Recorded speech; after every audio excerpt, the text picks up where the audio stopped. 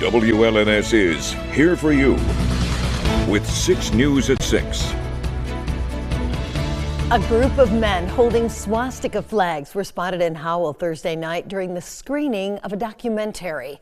It is our top story tonight at 6. Thank you for joining us. I'm Sherry Jones. Siobhan has the night off.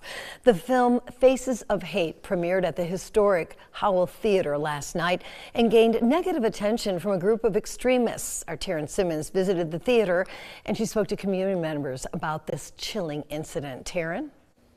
Sherry, this incident just comes a few months after a similar group of men were spotted back in November waving Nazi flags protesting against the Diary of Anne Frank play at the American Legion.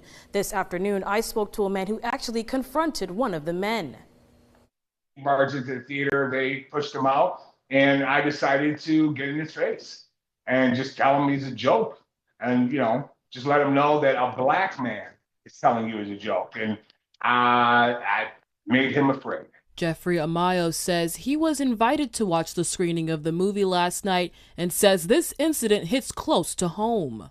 I grew up in West Bloomfield, Farmington Hills. I was the victim of racial harassment and racial violence. But I decided to put my foot down and no more. The film Faces of Hate is about an ex-white supremacist who changed his ways. Tyler DePero, owner of the theater, says a man came inside earlier that day upset about the film. And then later on, as the movie was ending, that group came back around 8 o'clock across the street with their Nazi flags and yelling slurs. Julie Ohashi with Sage Livingston County, the group that sponsored the documentary, said the movie caused the extremists to show up. So we did receive verbal abuse, threats of direct physical violence. They're saying things like, race mixers are the death of the white race and stop killing white children. And white genocide. Ohashi says Sage combat against the extremists. The response was to drown them out any way we could, like just play really loud music, yell over top of them, but we didn't want them to have the platform. Ohashi says although the night ended on a sour note, the event was a success with over 100 people viewing the film. Sherry, back to you. Taryn, thank you. A Michigan lawmaker announced this week in Lansing that she has had voluntary surgery to become sterile out of concern for the potential health care restrictions from the Trump administration. State Representative Lori Pahutsky from Livonia made that announcement in front of hundreds of people during a protest at the Capitol building. In an interview, State Representative Pahutsky told MLive she and her husband had already decided not to have more children, but did not feel the need for surgery until recently. And she told the crowd that she got the surgery, quote, to ensure that I would never have to navigate a pregnancy in Donald Trump's America, end quote.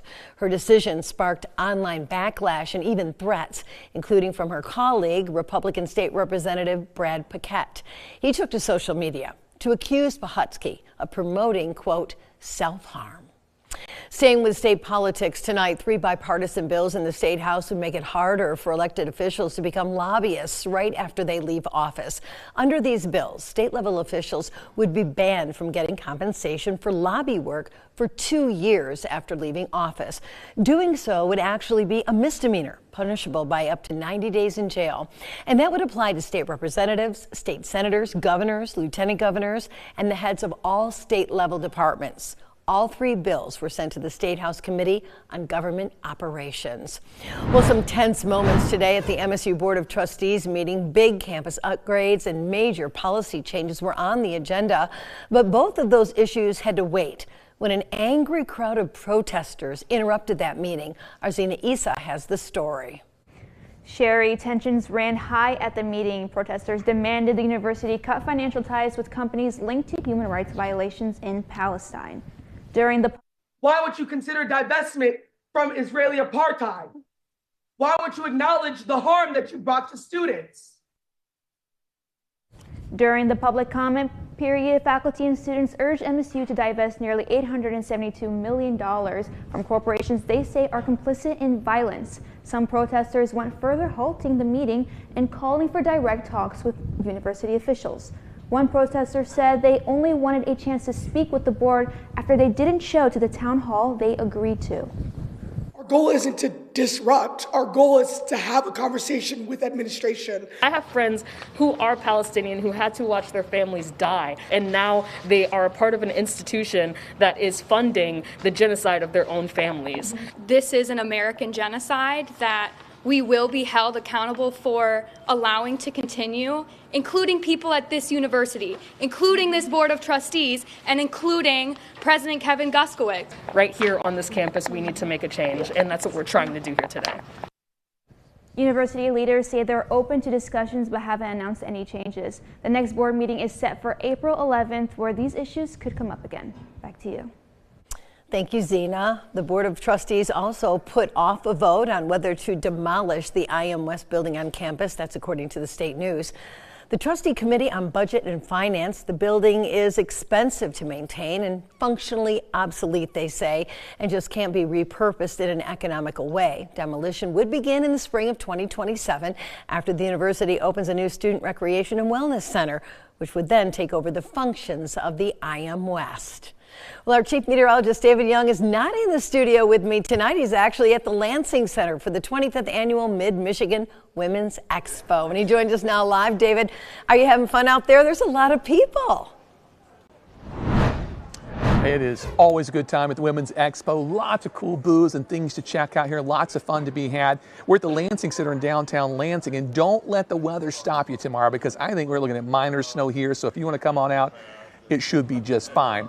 Weather-wise today, we got a lot of sunshine. Certainly felt cold outside, though, as temperatures were only in the 20s. And we don't have much in the way of warm weather on the way over the next week plus. Let's look at the high temperature trend and notice, I mean, we're below average, but the important thing here is as you look at the red line, our average high temperature this time of the year is really starting to climb from 31 now. In 10 days, the average high is 34 degrees. So it is definitely starting to head closer and closer to spring. No spring-like temperatures in that forecast, but nothing too terribly cold either.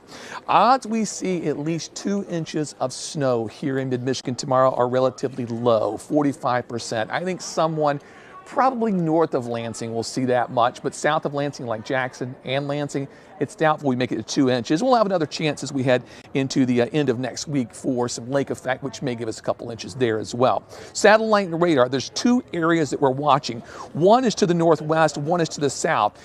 Earlier this week, it looked like those 2 would combine and give us a decent chance for some good snow Saturday afternoon, but it looks like they're going to remain separate now. As you look at precision cast through tomorrow morning, the blue low, that's the upper low, is going to track towards the east, the surface low coming out of Texas and Oklahoma, but those aren't going to link up until they get to our east. So we've got 2 distinct areas of snow, one across northern Ohio and then another one across central and northern sections of lower Michigan. And we'll get a little bit of that tomorrow, but the heaviest snow for us should be to our north.